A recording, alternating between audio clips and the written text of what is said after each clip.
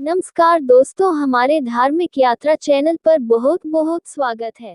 इधर श्री कृष्ण ने सत्यभामा से कहा कि देवी, आप सीता के रूप में तैयार हो जाएं, और स्वयं द्वारकाधीश ने राम का रूप धारण कर लिया।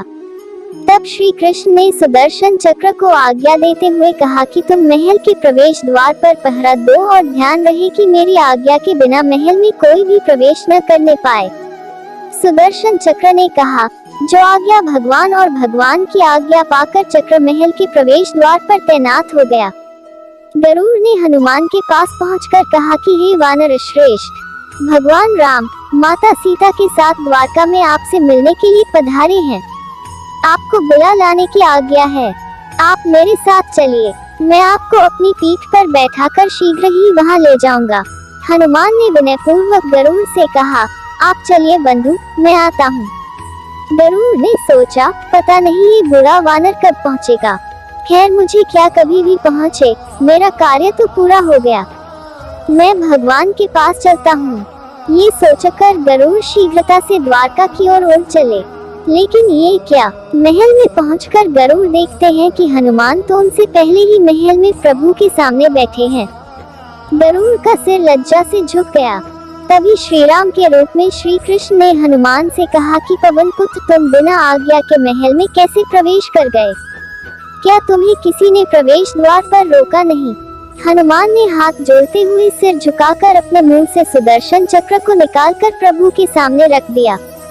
हनुमान ने कहा कि प्रभु, आपसे मिलने से मुझे क्या कोई रोक सकता है? इस चक्र ने रोकने का तनिक प्रयास किया था, इसलिए इसे मुंह में रख मैं आपसे मिलने आ गया। मुझे क्षमा करें। भगवान मंद मंद मुस्कुराने लगे। अंत में हनुमान ने हाथ जोड़ते हुए श्री राम से प्रश्न किया, हे प्रभु, मैं आपको तो पहचानता हूँ, आप ही श्री कृष्ण के रूप में मेरे राम हैं। लेकिन आज आपने माता सीता के स्थान पर किस दासी को इतना सम्मान दे दिया कि वह आपके साथ सिंहासन पर विराजमान है। अब रानी सत्यभामा का अहंकार भंग होने की बारी थी। उन्हें सुंदरता का अहंकार था, जो पल भर में चूर हो गया था।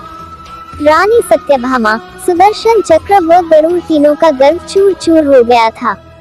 वे भगवान की लीला समझ रहे थे। तीनों की आंखों से आंसू बहने लगे और वे भगवान के चरणों में झुक गए। भगवान ने अपने भक्तों के अहंकार को अपने भक्त हनुमान द्वारा ही दूर किया। अद्भुत लीला है प्रभु की। 1. गरुड़ घंटी। गरुड़ घंटी छोटी सी होती है, जिसे एक हाथ से बजाया जा सकता है।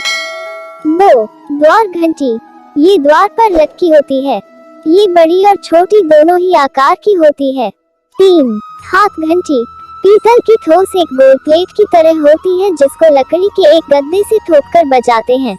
उम्मीद करते हूँ हमारी ये वीडियो अच्छी लगी होगी। ऐसी ही और वीडियो देखने के लिए चैनल को सब्सक्राइब, लाइक और शेयर जरूर करें। आप